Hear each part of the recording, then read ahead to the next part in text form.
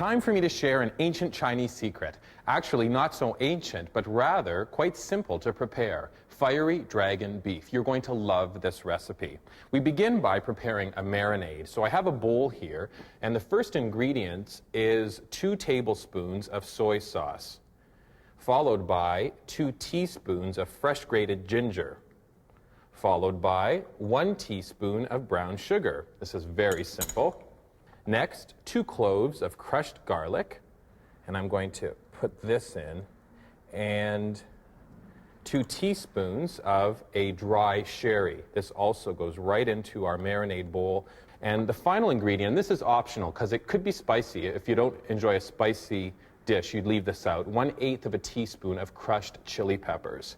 And now I give the marinade a quick stir, and next I turn my cooktop on to about a medium high, and I'll start heating my skillet.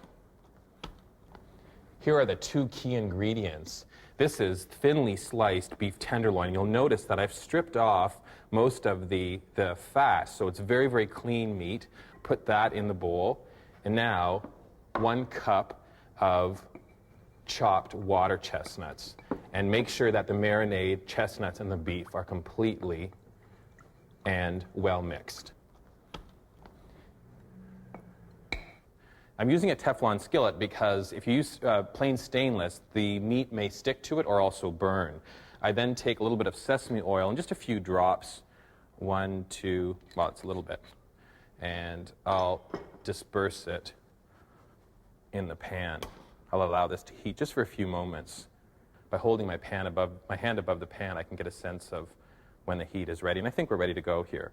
So now the meat mixture goes right into the pan, and immediately it starts to cook.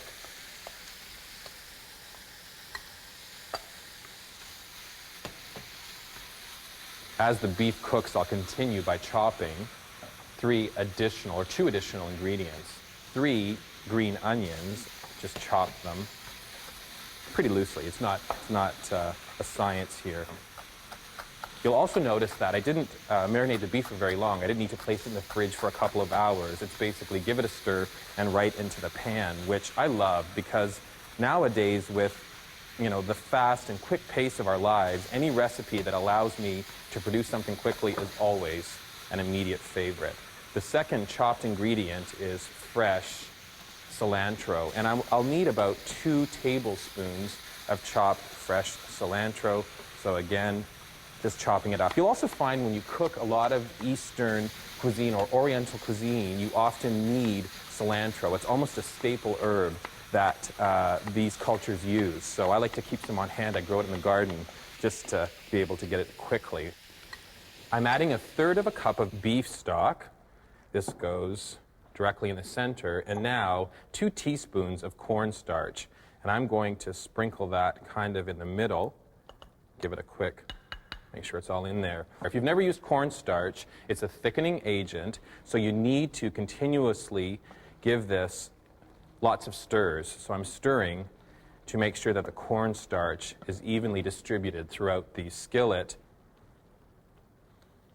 I turn the heat off and place the skillet to the side, and now add the final ingredients, the 3 chopped green onions and the 2 tablespoons of chopped cilantro, and then 2 teaspoons of sesame oil. Now the sesame oil is an important ingredient because of the way this dish is served. It's usually an appetizer course, so you place a dollop of our fiery dragon beef on a piece of lettuce and you roll it up, very similar to a spring roll or an egg roll. And I find that the introduction of the sesame oil binds this together and makes the wrapping and the rolling of the beef and the lettuce quite simple.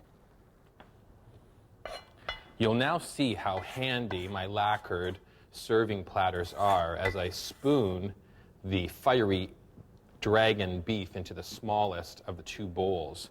I've placed the small bowl into the large, and now into the larger serving piece, I'm placing Boston lettuce. This is a hydroponic lettuce, so it's actually been maturing in water, and I'm placing it around the inside bowl. And medium-sized leaves, keeping in mind that your guests or yourself, you're going to need to roll up the dragon beef in the lettuce leaves.